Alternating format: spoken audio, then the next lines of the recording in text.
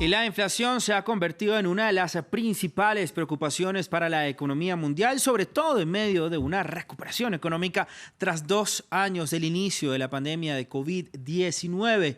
En estos últimos meses hemos experimentado subidas de los precios que alcanzan máximos históricos en Europa y Estados Unidos y que sin duda han tenido repercusión en nuestra región de América Latina y el Caribe. Pero, ¿qué está pasando con la inflación mundial? ¿Podríamos estar a puertas de una recesión? ¿Es la inflación más dañina que la recesión económica? Pues se lo preguntamos a nuestro segundo invitado del día. Él es José Luis de la Cruz, director general del Instituto para el Desarrollo Industrial y del Crecimiento Económico. José Luis, gracias por estar con nosotros esta mañana de jueves en Directo América de France 24. También nos acompaña en esta mesa de trabajo nuestro cronista de economía, Luis Méndez Urich. Muchas gracias, Raúl, y por supuesto que es un tema interesante saber cómo está impactando esta situación que se presenta a nivel mundial, y por ello vamos a iniciar consultándole a nuestro especialista José Luis de la Cruz por qué estamos viviendo este momento de inflación en gran parte del mundo. Bueno, yo creo que uno de los factores que está pesando fuertemente fue el incremento en el precio de las materias primas que comenzó a observarse desde mayo del 2020, es decir, recién pasando los primeros momentos del confinamiento global, y que con la reactivación económica que se dio primero en China, en el este de Asia, y que después llegó a Estados Unidos y el resto del mundo, pues lo que vimos es que esa tendencia se siguió incrementando. ¿Qué es lo que estamos observando, por ejemplo, entre mayo de ese momento y junio de este año? Un aumento de más de 300% en los precios de los llamados commodities, de las materias primas, energía, metales y algunos alimentos. A eso hay que agregarle, evidentemente, el impacto de la guerra en Ucrania, que cortó el suministro de algunas materias primas y alimentos, y también el confinamiento que por COVID-19 se tuvo en algunas regiones de China y que dislocó nuevamente el funcionamiento de las cadenas de valor asociadas a las manufacturas. China produce el 24% del valor agregado de las manufacturas a nivel mundial. Todos estos elementos lo que plantean es que hay temas comunes que son los que están generando ese aumento en la presión en todo el mundo, y que evidentemente en estos instantes varios países están enfrentando serias dificultades para contener ese incremento en precios. Claro, José Luis, le pregunto entonces cómo estarían afrontando los países latinoamericanos esta situación de la alta inflación, más allá, digamos, de subir las tasas de interés en los bancos centrales, y qué medidas también pueden tomar para contrarrestarlas, digamos, sin entrar en una recesión, para evitar entrar en una posible recesión económica.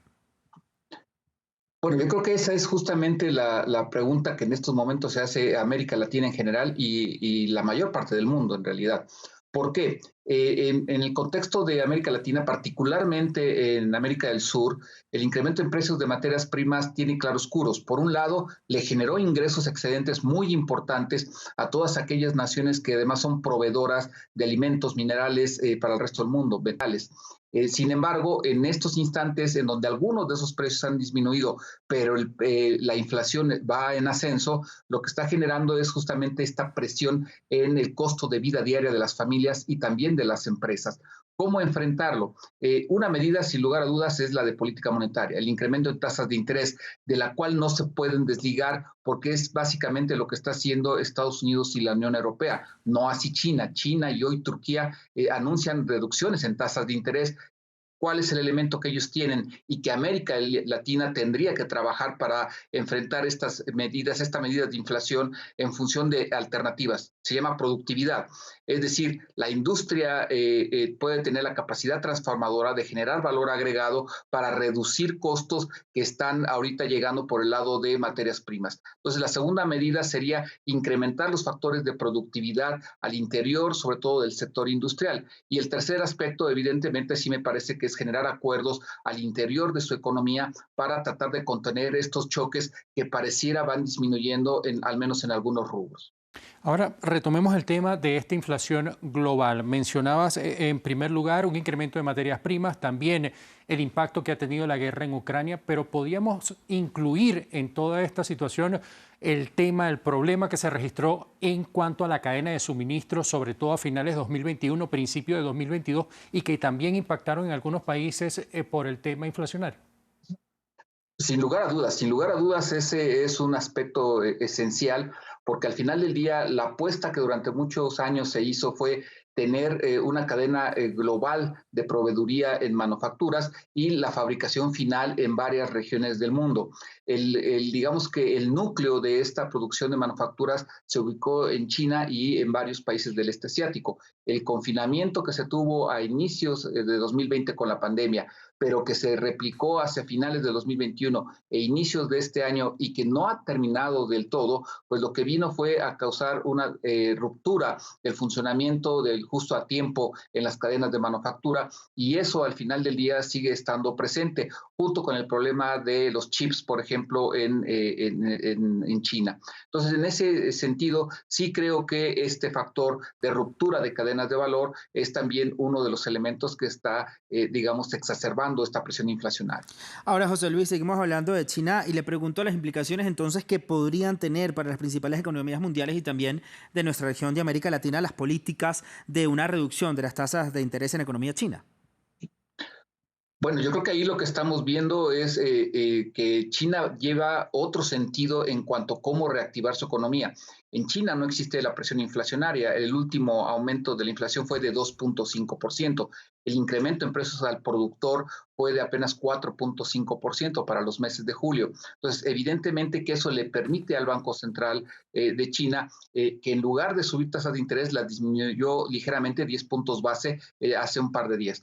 Entonces, en ese aspecto, el mensaje que está enviando China es de que ellos van a reactivar su economía a través de más inversión, de más de proyectos de infraestructura, tanto básicos como digitales, y esto lo que va a implicar es que en ese sentido va a existir la posibilidad de que en esa región del este de Asia, encabezada por China, existan oportunidades de crecimiento económico. ¿Qué es lo que me parece América Latina va a tener que buscar? Cómo lograr engarzarse a esa dinámica de crecimiento que de momento es la única que se percibe de forma vigorosa en el mundo. Ahora, en este plan de América Latina acercarse a China, ya vemos que China está haciendo importantes inversiones en algunos países de la región. ¿Podría ser este un factor también para evitar ese impacto tanto de la inflación o de caídas en economía dentro de la región latinoamericana? Sin lugar a dudas que ahorita China, y que lleva al menos 15 años siendo uno de los principales factores de inversión en América Latina.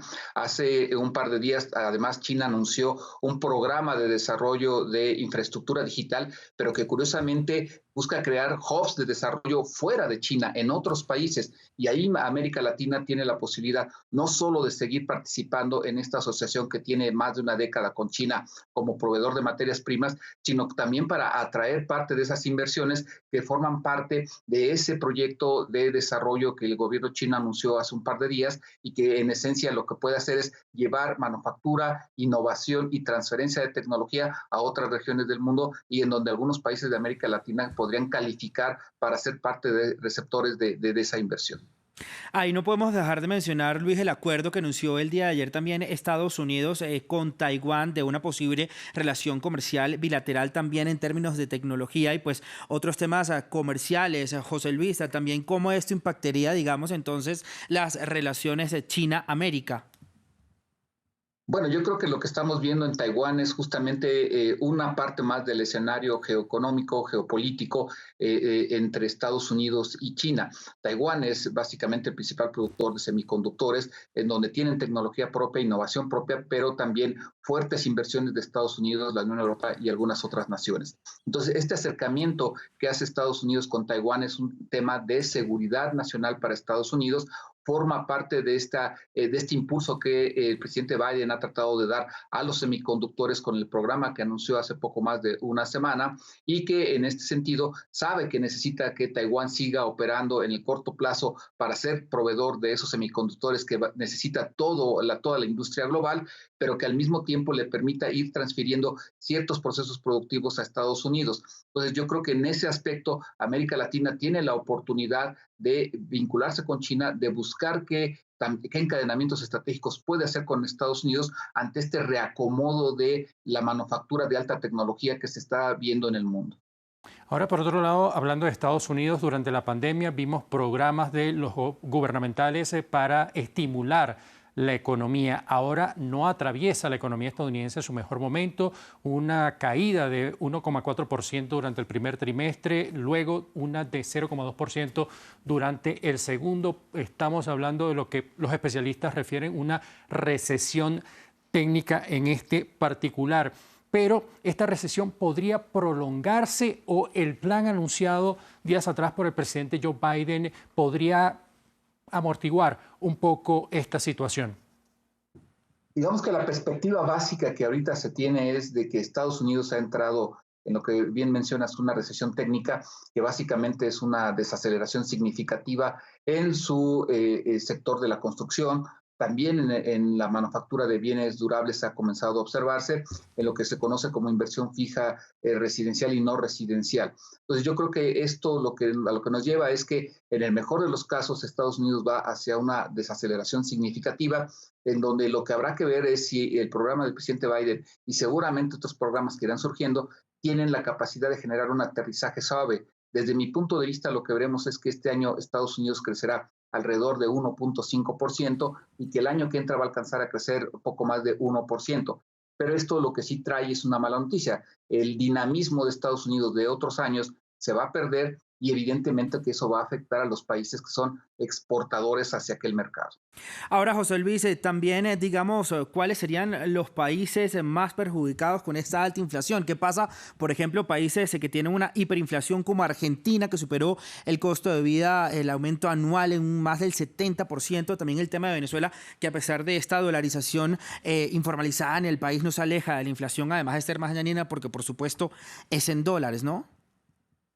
Bueno, yo creo que en América Latina hay ya casos extremos como los que bien mencionas, en donde lo que estamos observando es de que no se puede contener la inflación, la capacidad productiva tampoco es la suficiente para poder tener un escenario de crecimiento económico. Entonces me parece que sí hay algunos países, Venezuela, Argentina, que están muy cerca de una recesión, una combinación además de contracción económica con alta inflación, que lo que les va a provocar es la necesidad de aplicar programas de choque y programas de cambio estructural. Existen en otro lado del espectro algunos países que creo que pueden tener crecimiento económico, aunque sea modesto, pero con presión inflacionaria. Entre ellos podría estar México, Brasil, Chile, en donde me parece que existen un poco más de posibilidades y herramientas para tratar de evitar una recesión. Y esto al final del día lo vamos a ver, va a estar también vinculado con lo que ocurra con los principales socios comerciales de cada uno de estos países, en donde aquellos que tengan una sociedad fuerte con la Unión Europea, pues evidentemente van a sentir los efectos de una posible recesión en aquella región.